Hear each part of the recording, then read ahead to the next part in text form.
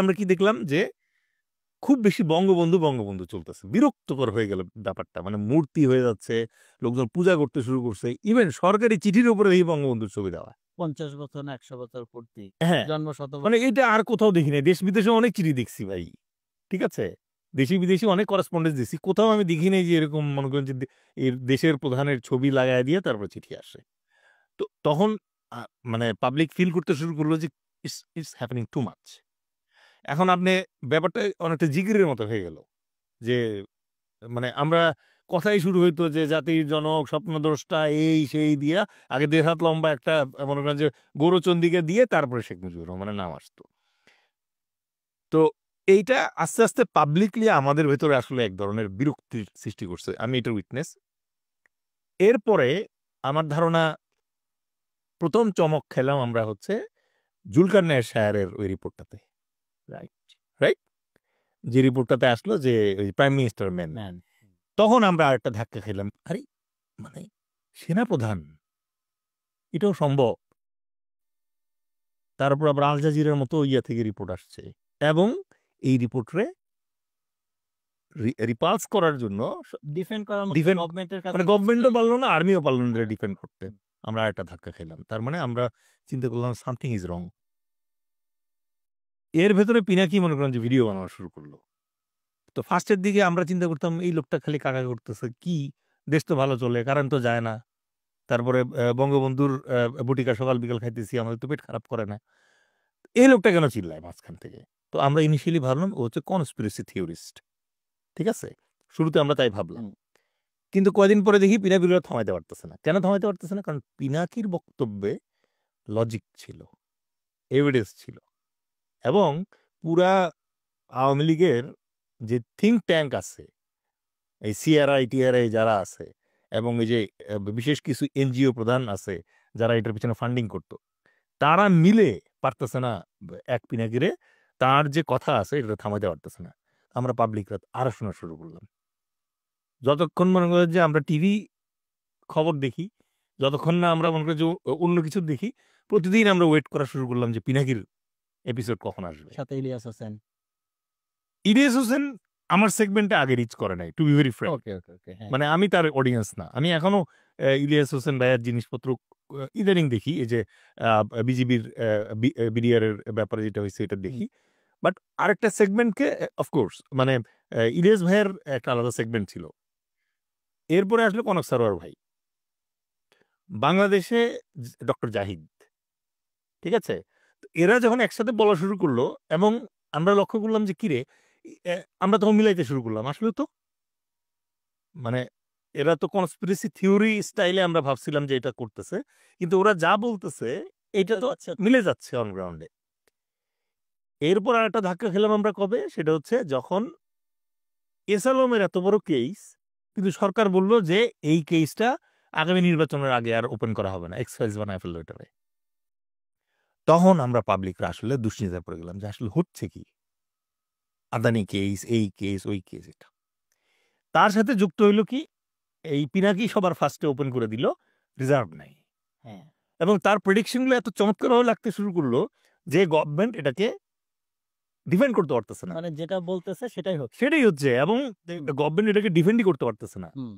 এবং আমরা দেখলাম যে মানে উনি কাঁঠাল রানী বলতেছেন, উনি স্বৈরাচারের মা বলতেছেন, যাই বলতেছেন, চমৎকারভাবে অ্যালাইন করতেছে জিনিসপত্র, এবং পপুলারিটির দিক থেকে দেখা গেল যে গভর্নমেন্ট কিন্তু ক্রেডিবিলিটি হারায় ফেললো। এরপরে হলো আবার ধরেন 24-এর ইলেকশন, ঠিক আছে, একদম যেভাবে প্রেডিক্ট করছে সোশ্যাল মিডিয়া অ্যাক্টিভিস্টরা, ঠিক একইভাবে ঘটনা ঘটছে, ঠিক আছে। তো তখন আমাদের মাথার গায়ে কুত্তা পাকার অবস্থা। কেন? একদিকে পলিটিক্স নিয়ে আসলে ভাবার সময় কই, দেশের নাই রিজার্ভ, লোকজনের চাকরি বাকরি নাই, আমরা চাকরি করে খাই, আমরা তো আমাদের কোম্পানিগুলোতে দেখতেছি ছাঁটাই চলতেছে, নতুন কোনো হায়ারিং চলতেছে না, ফান্ডিং কমে যাচ্ছে সব দিক থেকে। এখন এই পরিস্থিতি তখন আমরা আছি, স্টিল আমরা দেখতেছি আসলে নাই তো অপোজিশন বলে আমরা যারা বিএনপি এবং জামাতের দিকে আগে তাকায় থাকতাম আজ থেকে 5 বছর আগে, তারা তো গত 5 বছর ধরে ওদের দিকে তাকানো বন্ধ করে দিছি। কেন বন্ধ করে দিছি? তারা নিজেরা হতাশ হয়ে গেছে। হ্যাঁ, তারা নিজেরা হতাশ ১ নাম্বার। ২ নাম্বার হচ্ছে পেগাসাসের মধ্যে বিভিন্ন ধরনের টেকনোলজি দিয়ে মানে আওয়ামী লীগ এমনভাবে খেলছে যে মানে মনে হয় যে একটা ৮ বছরের বাচ্চা একটা ৮০ বছরের বুড়ার সাথে দাবা খেলতে বসছে। মানে ও কি চাল দিবে আওয়ামী লীগ আগে থেকে জানে। আগে থেকে জানে। কারণ তার ফোন কল শুনতেছে, সব শুনতেছে। ওই যে পেগাসাস ইসরায়েলি টেকনোলজি ওটা দিয়ে শুনছে। শুনে এখন যেটা হইছে যে বিরোধী দলের কাছে আমাদের জনগণের প্রত্যাশা 0। না, এরা আর কিছু করতে পারবে না। ঠিক আছে? সে মানে খালেদা জিয়া মানে তার গৃহে বন্দী। আমরা জানি যে ওনাকে আর উদ্ধার বিএনপি করতে পারবে না। এটুকু আমরা বিলিভ করা শুরু করছিলাম এবং পারেও নাই শেষ না, পর্যন্ত। পারেনি। জামায়াতের আসলে তো ওদের সিস্টেমিক এরকম আল্লাহ জানে মানে ওরা কি সিস্টেমে কাজ করে পাবলিক আমরা বুঝি কম। মানে এটুক বুঝি যে জামায়াতে বোধহয় আপনার যত কোয়ালিফিকেশন থাকুক আপনারা যে হঠাৎ করে দিবে তা না। আপনারা আবার সেই নিচে কি সাথী ভাই হওয়া লাগবে, রুকন হওয়া লাগবে, মানে এটা আরেক আর্মির মতো। লেয়ার হ্যাঁ, মানে আপনি আর্মিতে যেরকম সাডেনলি গিয়ে জয়েন করতে পারবেন না, এরকম জামাতেও জয়েন করা যাবে। এই জন্য পাবলিক আসলে এটা নিয়ে ভাবেই কম। আচ্ছা ঠিক আছে, ওরা আল্লাহ বিল্লাহ করতেছে, ইয়ে করুক। এবং এই ওরা বুঝে কম বললে তারা ফার্স্টেই বলে যে আগে ৭১ ক্ষমা চায় আসো। হ্যাঁ। মানে পাবলিক তো আসলে এত গভীরভাবে ভাবতে চাই না আমরা। আমরা চিন্তা করি যে সামনে যেটা আছে এটা আগে শেষ হোক। তাইলে এখন পরিস্থিতি চিন্তা করেন আপনি যে পলিটিক্যালি আমরা হতাশ, আমরা বাধ্য হয়েছি এটা মেনে নিতে। ঠিক আছে? মাঝখান দিয়ে মনে করেন যে আমাদের আর্মির দিকে আমরা আগে তাকাইতাম। ইনফ্যাক্ট 18 ইলেকশনের পর থেকে আমরা আর্মির দিকেও তাকানো বন্ধ করে দিচ্ছি। এবং যখন আমরা শুনছি যে আর্মিতে ইন্ডিয়ান ক্রেডিট লাইন আছে, আর্মি ইন্ডিয়ার কাছে মোটর কিনতেছে, আর্মি ইন্ডিয়ার কাছে গাড়ি কিনতেছে, আমরা এখন আর কি করবো? চোখের ভিতরে মোমবাতি ঢুকাই দিই, এরকম একটা অবস্থা। দেখতে তো আর ভালো লাগে না, আর কত দেখবো? আমি আপনার সাথে যুদ্ধ করব, আপনার কাছ থেকে অস্ত্র কিনতেছি আমি। তো যুদ্ধ যখন লাগবে তখন আপনার আমরা দিবেন এই অস্ত্র? না। আর যেগুলো দিচ্ছে ওগুলো ফেরত নিয়ে ভালো। ওগুলো ফেরতের চেয়ে ডেঞ্জারাস ব্যাপার হচ্ছে আপনি লেবাননে দেখেন না ইসরায়েল কি করলো? পেজার বিক্রি করছে, তারপর পেজার বাস্ট করে দিচ্ছে, সব একসাথে ৭,০০০ ৮,০০০ শেষ। স্যার ওইখানে আমি এই যে সোলার প্যানেলের ব্যাটারির বিস্ফোরণ হয়েছে।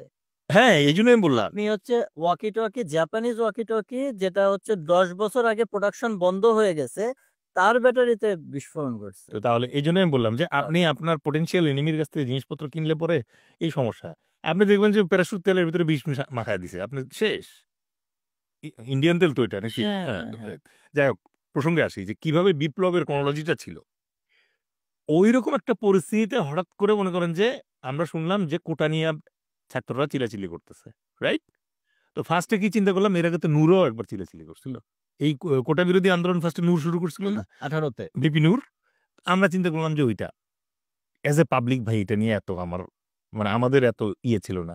আচ্ছা ঠিক আছে, বাচ্চারা কোটা নিয়ে ইয়ে করতেছে, এটা নিয়ে এরা আমরা এটা নিরাপদ সড়ক আন্দোলনের মতো ওরকম একটা কিছু যে ঠিক আছে ছেলেরা মানে উইথ ডিউ রেসপেক্ট, হ্যাঁ, মানে সম্মান নিয়ে ইভেন অনেক পাবলিক আমরা ভাবতেছিলাম যে দেশের এখন ক্রাইসিস যে পৌঁছাইছে, রিজার্ভ নাই, চাকরি বাকরি নাই, এই ছেলেরা এই জন্যই কোটা আন্দোলন করতেছে, কারণ তাদের তো বাঁচতে হবে।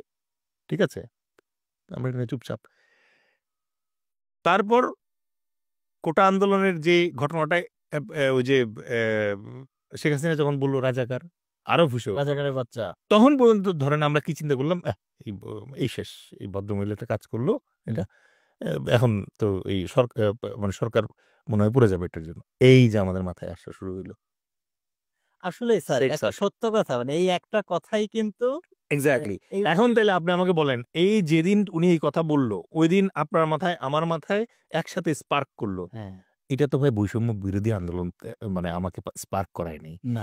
এইটা রাইপ করাইছে পিনাকি, এটা রাইপ করাইছে ধরেন কনক সারোয়ার, ডক্টর জাহিদ, তারপরে আপনি যদি ইয়ার কথা বলেন ওই যে ইলিয়াস ভাইয়ের কথা বলেন, এরা সবাই গত 6 মাস 7 মাস 1 বছর ধরে 2 বছর ধরে আস্তে আস্তে আমার আপনার ব্রেনটা ইয়ে করাইছে।